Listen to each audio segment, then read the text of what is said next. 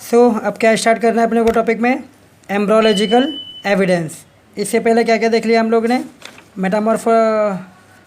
Morphological evidence, पहला सबूत जो कि बताता है कि भाई जो सारे जीव कहाँ से आए हैं, सिर्फ एक ही जगह से आए, राइट, सबका एक ही सोर्स है आने का, ठीक है। उसके बाद क्या देखा था हम लोग ने, दूसरा एनाटॉमिकल एविडेंस, तीसरा हमने देखा था वेस्टिजियल ऑर्गेनेल्स, फोर्थ देखा था पैलियोंटोलॉजिकल एविडेंस, और अभी पाँचवा हमने देखा कनेक्टिंग लिंक। क्या देखा, अब नेक्स्ट क्या देखना है हम लोग को, एम्ब्रोलॉजिकल एविडेंस। अब ये क्या बताता है कि एम्ब्रोलॉजिकल एविडेंस बताता है कि जैसे एम्ब्रॉय यानी कि जब बच्चा पेट में होता है तो उसको एम्ब्रॉय बोलते हैं। जब नया नया बच्चा पेट में आता है तो अंदर जब तक वो बाहर नहीं निकलता तब तक उसको एम्ब्रॉय कहा जाता है। तो एम्ब्रोलॉजिकल एविडेंस में क्या बताया गया कि भाई जब कंपैरेटिव स्टडी की गई एम्ब्रॉयलिक डेवलपमेंट की, तो उसमें जितने भी स्टेजेस अलग अलग जानवर के देखे गए थे, तो उन सब को देखने के बाद ये मालूम पड़ा कि भाई सारे एम्ब्रॉय मतलब सारे जानवर जितने भी जीव हैं उन सब में जब एम्ब्रॉय बनता है तो एम्ब्रॉय का जो शेप होता है वो एक जैसा होता है। कैसा होता है, एक जैसा, ठीक है। All एम्ब्रॉय show extreme similarity during initial stage. शुरुआत की स्टेज में सारे एम्ब्रॉय, सारे जीव जितने भी जीव हैं, सब जीव के एम्ब्रॉय लोग का जो लुक होता है एक जैसा होता है, एकदम एक जैसा होता है। फिर आगे चल के जैसे जैसे बड़े होते हैं, जैसे 2 महीना हो गया, 3 महीना हो गया, 4 महीना हो गया, तो उसमें शेप में चेंजेस आता है। और चेंजेस कैसे आएगा, जिस बॉडी में वो एम्ब्रॉय है उस बॉडी का शेप आना चालू हो जाता है, फिर उस तरह में ढलना चालू हो जाता है। एंड दो सिमिलरिटी डिक्रीज ग्रेजुअली, है ना, आगे चल के वो जो एम्ब्रॉयलिकल सेम थे वो धीरे धीरे चेंज होना चालू हो जाते हैं। Similarity in initial stage indicate the common origin of all this animal. तो ये जो सिमिलरिटी हम लोग को शुरुआत के स्टेज में दिखा रहा है, ये बताता है कि जितने भी ओरिजिन है, जितने भी जीव हैं, सब एक ही जगह से आए हैं, एक कॉमन एंसेस्टर से ही आए हैं, ठीक है। वो आगे आगे चल के जैसे एनवायरनमेंट चेंज हुआ, माहौल बदला, उसके हिसाब से जो नए नए प्रकार के जीव आए, तो वो जीव के अंदर अब जो एम्ब्रॉय बन रहे हैं वो अपना रूप ले लेता है।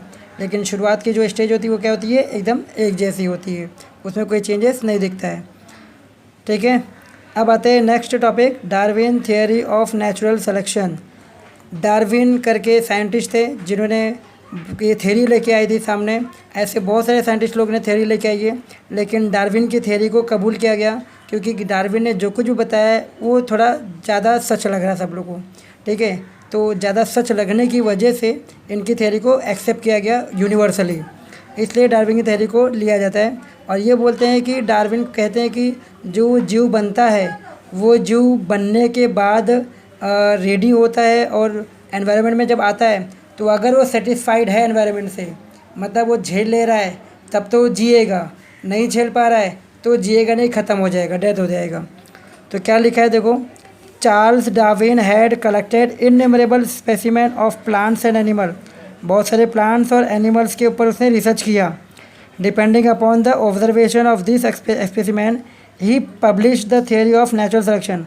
तो सारी स्टडी प्लांट और एनिमल के ऊपर जितनी भी स्टडी करनी थी वो स्टडी करने के बाद वो कुछ कंक्लूजन पे पहुंचा। तो कंक्लूजन क्या था, नतीजा ये निकला कि नेचुरल सिलेक्शन का नतीजा निकला। अब ये नेचुरल सिलेक्शन क्या है, उसने बताया कि सर्वाइवल ऑफ द फिटेस्ट, यानी कि जो फिटेस्ट होगा वो सर्वाइव करता है, यानी कि जो एनवायरनमेंट को सूट कर गया, जिसने एनवायरनमेंट को झेल लिया वो जिएगा, बाकी कोई जी नहीं पाएगा। For this purpose Darwin had publish a book. इसने इसके लिए एक बुक बनाई थी जिसमें उसने लिखा है कि सर्वाइवल द फिटेस्ट, उसने क्या क्या एक्सपेरिमेंट किए थे, कौन से प्लांट के ऊपर, कौन से एनिमल्स के ऊपर, तो वो सारा रिसर्च उस बुक में दिया है। बुक का नाम है ओरिजिन ऑफ स्पीसीज।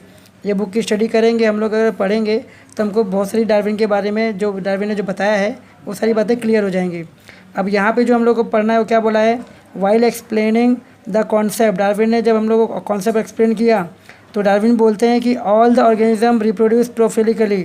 सारे ऑर्गेनिज्म कैसे रिप्रोड्यूस होते हैं, प्रोलिफिकली, यानी कि एक जैसे होते हैं और सबका नेचुरल एनवायरनमेंट थोड़ा अलग अलग होता है, ठीक है। लेकिन और इसी की वजह से नेचुरल एनवायरनमेंट अलग होने की वजह से ही अगर वो एम्प्लॉय जी पाया तो सर्वाइव कर पाया तो जी लेगा, नहीं सर्वाइव कर पाया तो डेथ हो जाएगा, ख़त्म हो जाएगा। तो क्या बोला गया है, all the organism compete with each other.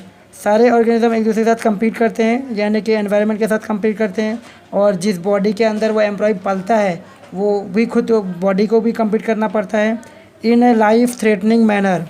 जैसे कहा था कि जैसे कहा जाता है ना कि भाई जीने के लिए लड़ रहे हैं, एक दूसरे को जीने के लिए लड़ा जा रहा है, ठीक है। In this competition only those organism sustain which show the modification essential for winning of competition. तो इस कंपटीशन में वही जीतता है जो कंपटीशन को जीत देता है। कंपटीशन क्या है कि भाई तुम जीने के लायक हो या नहीं हो। अगर जीने के लायक हो जी जाओगे, नहीं जीने के लायक हो तो नहीं जी पाओगे। कहने का मतलब जिस बॉडी में एम्प्लॉय है वो बॉडी भी सूट करनी चाहिए एम्प्लॉय को, और जिस एनवायरनमेंट में बॉडी है जहाँ पे एम्प्लॉय पढ़ रहा है उस एम्प्लॉय को पढ़ने के लिए जो बॉडी मिली है वो बॉडी किस एनवायरनमेंट में रह रही है।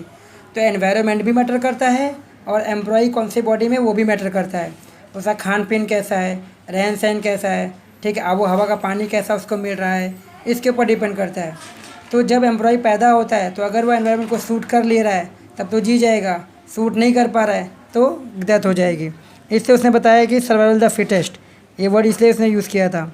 आगे क्या लिखा है, आइवर beside this natural selection also play important role. तो नेचुरल सिलेक्शन भी होता है, यानी कि ये गॉड के पता ना कि नेचुरली है, ये आप साइंटिस्ट भी इसके ऊपर नहीं बोल सकते कि हाँ कौन बचेगा कौन नहीं बचेगा।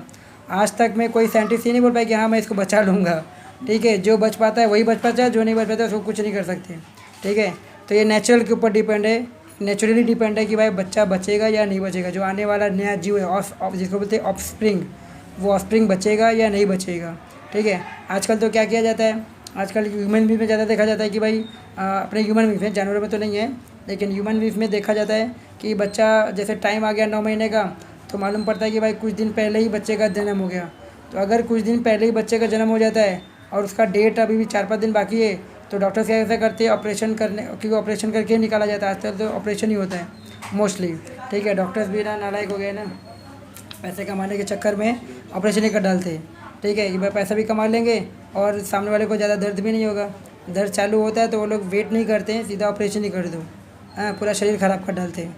लेकिन इसमें प्रॉब्लम और क्या बढ़ जाती है कि जब बच्चा होता है तो उसको एनवायरनमेंट चाहिए होता है, ठीक है। अभी वो बच्चा उस एनवायरनमेंट के लायक है ही नहीं है, इसलिए क्या करते हैं उसको 4-5 दिन का जो जितना टाइम गैप रहता है वो डेट के हिसाब से डॉक्टर को पता चल जाता है कि कितना टाइम गैप है। उसके हिसाब से क्या करते हैं उसको कांच में रख देते हैं, उतने दिन वो कांच में रहेगा, समझो अभी पेट में वो ऐसा समझ के कांच में रख दिया जाता है और उसको कांच के थ्रू जो न्यूट्रिशन चाहिए न्यूट्रिशन पाइप के थ्रू दिया जाता है, ठीक है। अब जैसे लगता है कि हाँ भाई अब धीरे धीरे आ रहा है, इसका बाहर आने का टाइम आ गया था, लाइव वर्ल्ड में आने का टाइम आ गया था, उसके बाद से कांच पे बाहर निकाल दिया जाता है। जैसे देखा होगा सुना भी होगा बहुत लोग में कि किसी का 10 दिन पहले पैदा हो गया, किसी का 15 दिन पहले पैदा हो गया तो कांच में रखा, 10 दिन कांच में रखा, 5 दिन कांच में रखा, ऐसा होता है, ठीक है। तो आजकल ये हो रहा है, राइट। तो नेचुरल सिलेक्शन भी इंपॉर्टेंट रोल प्ले करता है बिकॉज नेचर ही सेलेक्ट करता है कि कौन से ऑर्गेनिज्म को फिट रखना है और जीने देना है, बाकी रेस्ट को पेरिश कर देना है, पेरिश नहीं ख़त्म कर देना है, ठीक है। तो नेचर के ऊपर भी डिपेंड करता है। इस तरह नेचर नहीं डिसाइड किया कि कितने प्रकार के जीव बनेंगे, मतलब कोई इंसान या कोई साइंटिस्ट या किसी बंदे ने ऐसा डिसाइड नहीं किया कि हाँ भाई इसको पैदा करो यही जीना चाहिए और दूसरा नहीं जीना चाहिए। ये नेचर के ऊपर डिपेंड था। इस हिसाब से नए नए तरह के जीव आए, नए तरह के पेड़ पौधे आए, जो आज हम लाखों तरह के जीव जंतु पेड़ पौधे देखते हैं, ठीक है। Sustaining and selected organism can perform reproduction and thereby give rise to new species. जो बच्चा पैदा हो गया है अब वो आगे चल के बढ़ेगा, डेवलप होगा, ठीक है, और डेवलप होकर के अपने आप को इस काबिल बनाएगा कि बड़ा हो जाएगा तो इस काबिल बन जाएगा कि वो भी रिप्रोडक्शन करने के लिए तैयार होगा, यानी कि वो भी अपने में से एक जीव को पैदा करने के लिए रेडी है। तो and thereby give rise to new, तो वो भी एक नए जात को जीव को जन्म देगा with their own specific character. और उसमें क्या होगा, उसका खुद का कैरेक्टर होगा। अब उसके खुद के कैरेक्टर्स और नेचर के एनवायरनमेंट मिला के एक नए टाइप का जीव होगा। इसी तरह करते करते करते करते होते होते बहुत सालों के बाद जो है आज बहुत सारे टाइप्स के जीव जंतु हमारे पास अवेलेबल हैं। जीव भी हैं, पेड़ पौधे भी हैं, ठीक है। Darwin theory of natural selection was widely accepted for long duration. तो डार्विन की थ्योरी को क्या हुआ, लॉन्ग सिलेक्शन मतलब काफ़ी ड्यूरेशन के बाद जो है सेलेक्ट किया गया कि भाई ये ठीक है। बहुत लोग की थ्योरी स्टडी की गई थी लेकिन उन थ्योरियों में से कुछ ना कुछ तो हर एक में बहुत सारी कमियां निकली, लेकिन डार्विन का थोड़ा बहुत सच निकला क्योंकि जैसे एक्सपेरिमेंट किया गया, देखा गया लेवल पे, मतलब एक्सपेरिमेंट करके जब पता लगाएगा कि भाई किसकी थ्योरी में ज़्यादा जान है, ज़्यादा दम है, तो डार्विन की थ्योरी में थोड़ा दम निकला। इससे इनकी थ्योरी को यूनिवर्सली एक्सेप्ट किया गया। लेकिन ऐसा नहीं कि इसकी थ्योरी में कोई कमी नहीं थी, कमी इनकी थ्योरी में भी थी, ठीक है, कुछ कमियाँ इनकी थ्योरी में भी थी। तो however some objection were raised against the theory, तो डार्विन की थ्योरी में भी कुछ ना कुछ ऑब्जेक्शंस आए थे। तो मेन ऑब्जेक्शन उसमें ये था, पहला, natural selection is not the only factor responsible for evolution. पहला ये है कि भाई नेचुरली सिलेक्शन यानी गॉड अपने आप से किसी, जैसे कहा जाता है कि भाई कोई सुपर पावर है, गॉड है, तो वो अपने आप से किसी को पैदा कर रहा है और तभी पैदा हो रहा है, ऐसा नहीं है, कुछ नेचर का भी लगाव होता है, ठीक है। Natural selection is the only not only the factor responsible for evolution, ये पहला रीज़न आ गया। दूसरा रीज़न है, Darwin did not mention any explanation about useful and useless of modification. Darwin ने ये बताया ही नहीं है कि कौन से ऑर्गन का यूज़ किस जीव ने किया, कौन से ऑर्गन का किस जीव ने यूज़ किया ही नहीं है। क्योंकि ये भी कहा जाता है कि जिस ऑर्गन का यूज़ नहीं हो रहा होता है, जैसे जैसे जनरेशन आने लगती है, आगे चल के वो धीरे धीरे वो जनरेशन से वो ऑर्गन क्या होता है, गायब हो जाते हैं, ठीक है। यूज़ नहीं हो रहा तो गायब हो ही जाएगा, यूज़ होगा तो रहेगा, नहीं होगा तो गायब हो जाएगा, ठीक है। तो ये चीज़ें के बारे में डार्विन ने कुछ बताया नहीं। तीसरा क्या बोला गया है, there is no explanation about slow change and abrupt changes, इसके बारे में डार्विन ने नहीं बताया कि स्लो चेंज एब्रप्ट। चलो ठीक है, तो थर्ड पॉइंट क्या बोलता है, थर्ड कमी क्या पाया गया डार्विन की थ्योरी में, कि उसने कोई एक्सप्लेनेशन नहीं दिया है कि स्लो चेंज और एब्रप्ट चेंजेस क्या होता है। मतलब ये जो जितने भी जीव जंतु बने अलग अलग प्रकार के, वो सब कैसे बने, ये चेंजेस धीरे धीरे आया, एनवायरनमेंट के हिसाब से धीरे धीरे आया, नए नए जीव बनते गए, प्रकार के बनते गए, ठीक है। और एब्रप्ट यानी कि किसी ने कुछ चीज़ों को एक्सेप्ट कर लिया तो वो अलग जीव बन गया, किसी ने चेंजेस को एक्सेप्ट नहीं कर पाया तो वो जीव बन नहीं पाया। तो जो जीव नहीं बन पाया वो ख़त्म ही हो गया, जो जीव बन पाया वो नए प्रकार का बन गया। अब वो जब बड़ा हुआ, उसका जो रिप्रोडक्शन हुआ, तो वो नए तरीके से कुछ और उसमें नया आ गया, ठीक है। तो इसी तरह करके आज बहुत सारे जीव जंतु हम लोग को सामने दिखाई दे रहे हैं, ठीक है। तो irrespective of all this objection, ये तीनों प्रॉब्लम होने के बाद भी डार्विन की थ्योरी को ही, इवोल्यूशन की जो थ्योरी उसने बताया है, इस थ्योरी को पूरे वर्ल्ड में एक्सेप्ट किया गया, यूनिवर्सली एक्सेप्ट किया गया, ठीक है। तो डार्विन की थ्योरी में सिर्फ क्या सुनने मिलता है, कि जानने क्या मिलता है हम लोग को, कि डार्विन कहते हैं कि जो नेचुरल सिलेक्शन के हिसाब से, उनके हिसाब से नेचुरल सिलेक्शन के हिसाब से जीव जीता है, जीव जो भी है माइक्रोऑर्गेनिज्म जो भी है वो पलता है, बढ़ता है, तो नेचुरल सिलेक्शन के हिसाब से। तो उनका कहने का मतलब है कि नेचुरली जो बंदा एनवायरनमेंट को सूट कर गया, फिट कर गया, उसके सारे प्रॉब्लम्स को झेल करके, एनवायरनमेंट की जितनी प्रॉब्लम्स होती मुसीबत उसको झेल करके वो जी गया जीव यानी कि ऑर्गेनिज़म, तो आगे बढ़ जाएगा और नया फॉर्म भी बन सकता है, और आगे चल के वो भी नया रिप्रोडक्शन कर सकता है। लेकिन जो नहीं जी पाया, जो एनवायरनमेंट को सूट नहीं किया, वो आएगा ही नहीं, वो ख़त्म हो जाएगा, उसकी डेथ हो जाएगी। और डेथ हुई मतलब वो वाला ऑर्गेनिज़म में कुछ दिखेगा ही नहीं, वो तो मर ही गया, तो कहाँ से दिखेगा, ठीक है। नया वाला आएगा तभी तो दिखेगा, जो सर्वाइव होगा वो दिखेगा, जो सर्वाइव नहीं होगा तो कहाँ से दिखेगा, समझा। कोई डाउट है इसमें अभी? आगे बढ़े, ठीक है। अभी नेक्स्ट क्या बोला गया है, लमार्किज्म, क्या बोला गया है, लमार्किज्म। अब लमार्किज्म क्या बोलता है, ये भी एक बहुत बढ़िया थ्योरी है लमार्किज्म। इसको जेन बॉप्टाइस्ट ने बोला है, किसने, जेन बॉप्टाइस्ट लमार्क, ये पूरा नाम है साइंटिस्ट का, ठीक है। ये क्या बोलते हैं कि मॉर्फोलॉजिकल जो चेंज इंसानों में दिखा है या जीवों में जो दिखा है, जो पहला सबूत देखे थे हम लोग, मॉर्फोलॉजिकल क्या था, पहला सबूत है ना, कि इवोल्यूशन जो है एक ही एंसेस्टर से, कॉमन एंसेस्टर यानी कि एक ही जीव से आज इतने सारे जो जीव बने हैं अलग अलग टाइप्स के, चाहे वो पेड़ का हो, चाहे वो इंसानों का हो, चाहे वो जानवरों का हो, सब कहाँ से आए, कॉमन एक ही जगह से आए, ठीक है। कि जैसे इस थ्योरी में बताया गया है कि हर चीज़ कहाँ से आई है, एक कॉमन जगह से आई है, ठीक है। एक ऑर्गेनिज्म माइक्रोऑर्गेनिज्म पैदा हुआ, वो बना, उससे धीरे धीरे डेवलप होते हुए वो उसका पहले यूनिसेलुलर बना, यूनिसेलुलर से मल्टीसेलुलर बना, मल्टी से बहुत सारे मल्टीसेलुलर बनने लगे, तो मल्टीसेलुलर से बनते बनते बहुत सारे अलग अलग टाइप के जीव बनते गए, पेड़ पौधे बनते गए। तो जो मॉर्फोलॉजिकल चेंज दिखता है, मॉर्फोलॉजिकल चेंज में क्या दिख रहा है कि दिखने में तो अलग अलग है वो, जैसे कुत्ता हो गया, डॉग था, फिर वो लोमड़ी थी, फिर वो शिप था, ठीक है। ये तीनों जैसे दिखने में तो हम लोग को लगता है कि हाँ भाई कुत्ता है, ये लोमड़ी है, ये शिप है, लेकिन अगर उनकी बनावट देखी जाए तो लगभग लगभग कैसा है, सेम, एक जैसा है, बराबर, बनावट तो एक जैसी है ना। तो ये मॉर्फोलॉजिकल सबूत जो बताया था कि भाई इवोल्यूशन एक जगह से है कॉमन एंसेस्टर से, उसमें लमाक ने क्या किया है, कुछ वेरिएशन ला के हमको बताया है। तो क्या बता रहे हैं कि ऑकर मॉर्फोलॉजिकल चेंज जो ऑकर होता है लिविंग ऑर्गेनिज्म में, ये जिम्मेदार इवोल्यूशन है इसके लिए। इवोल्यूशन, हाँ, इवोल्यूशन के लिए मॉर्फोलॉजिकल चेंज ही जिम्मेदार है।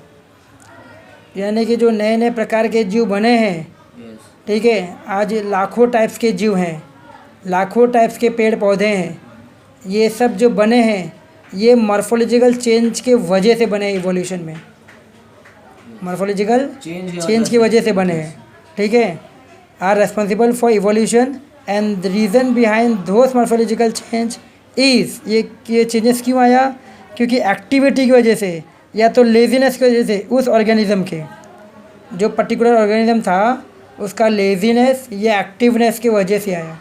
अगर कोई जीव एक्टिव है तो वो एक्टिव है, तो जब उसमें से वो रिप्रोडक्शन करके किसी नए जीव को जन्म देगा तो वो जीव एक्टिव होगा, यस, उसमें कुछ एनवायरनमेंट के नए गुण भी मिलेंगे, और जो एक्टिव जीव था उसका भी कुछ गुण मिलेगा, बराबर है। और जो लेज़ी था, लेज़ीनेस की वजह से एनवायरनमेंट के कुछ वो, जब वो किसी नए को जन्म देगा अपने में से किसी एक नए को जन्म देगा, तो उसका लेज़ीनेस का गुण भी उसके अंदर होगा और एनवायरनमेंट के गुण भी होगा, उसके हिसाब से एक नए तरीके का जीव बनेगा, बराबर।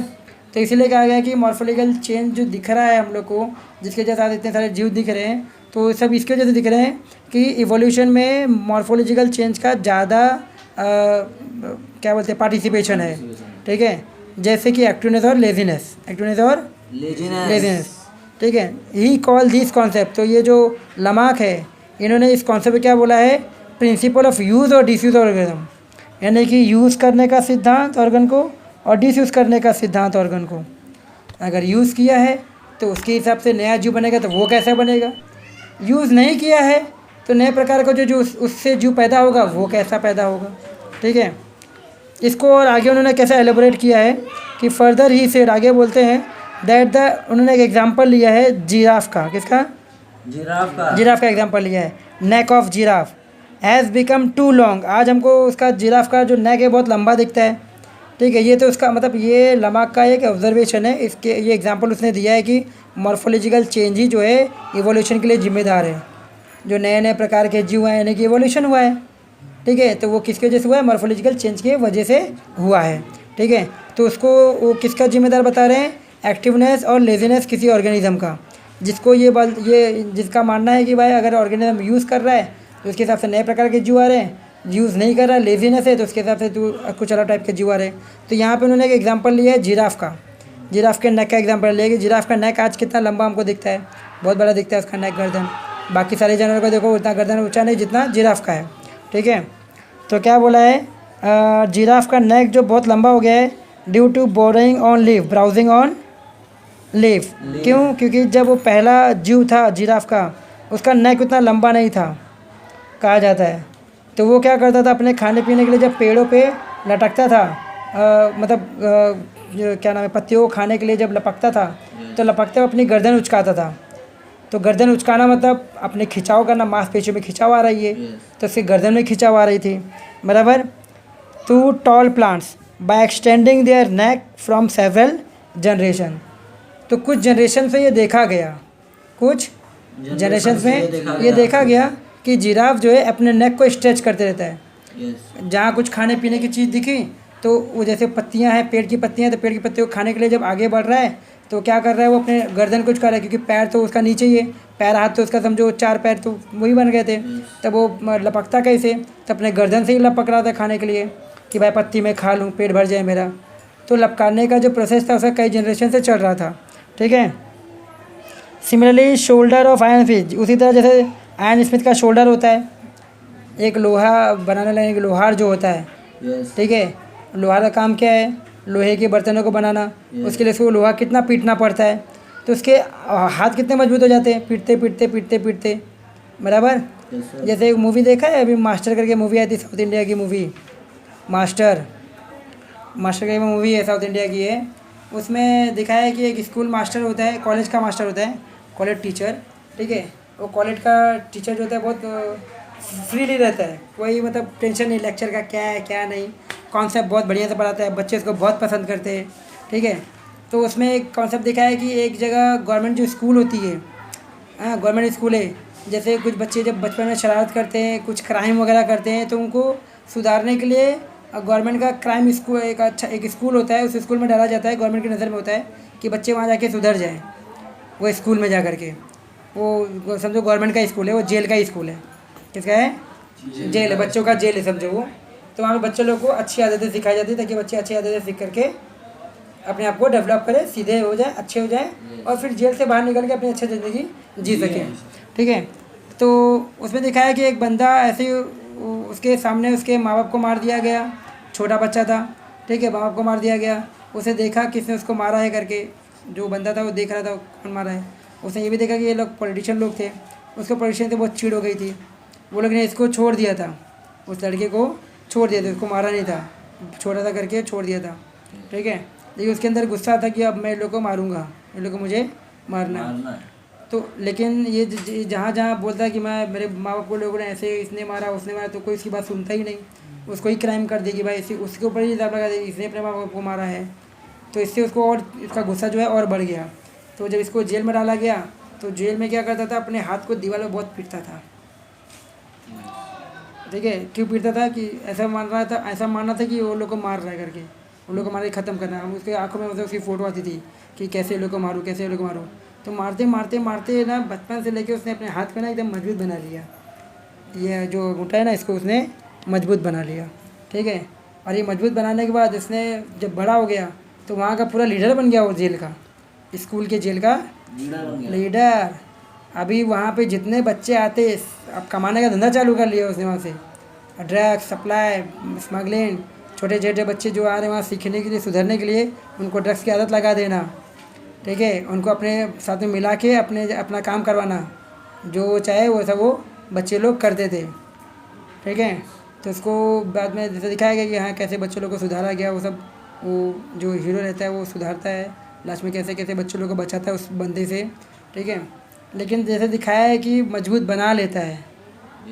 ठीक है, उसी तरह यहाँ बताया कि जिराफ का नेक जो है, गर्दन उचकाते उचकाते उसने अपना गर्दन लंबा कर लिया। आयरन स्मिथ रोज़ लोहा मारते मारते उसका हाथ मजबूत हो जाता है। ठीक है, तो स्ट्रांग हो जाता है, become strong due to frequent hammering movement. Wing of birds like ostrich and emu have become weak due to not use. जो ऑस्ट्रिच बर्ड है और जो इम्यू बर्ड है, ये लोग ने अपने पंख का यूज़ करना कम कर दिया, इसलिए आज वो लोग ज़्यादा उड़ नहीं पाते हैं। ऑस्ट्रिच देखा है ना, बड़ा लंबा सा दिखता है ऑस्ट्रिच, है ना। श्री कृष्णा को देखेगा तो उसमें भी देखा था कि श्री कृष्णा में एक ऑस्ट्रिच ही होता है जो उसको खाने के लिए आता है ना। कंस ने भेजा होता है मारने के लिए, तो उसका पूरा चोची उखाड़ देते हैं श्री कृष्णा जी, राइट। तो वो ऑस्ट्रिच है, वो उसने क्या किया, उसका जो पंख मिला था उसने पंख का यूज़ करना ही कम कर दिया। तो पंख का यूज़ करना कम कर दिया तो धीरे धीरे उसका पंख यूज़ ही कम हो गया, तो अब उड़ नहीं पाता ही नहीं ज़्यादा, तो ज़्यादा ऊँचा नहीं उड़ पाता, थोड़ा नीचे ही उड़ पाता है। ठीक है, वैसे ह्यूमी का हो गया तो वीक हो गया क्योंकि यूज़ नहीं हुआ। Lakhs of birds like swan and duck have become useful for swimming during the living in water, and snake have lost their leg by modification in their body by borrowing habit।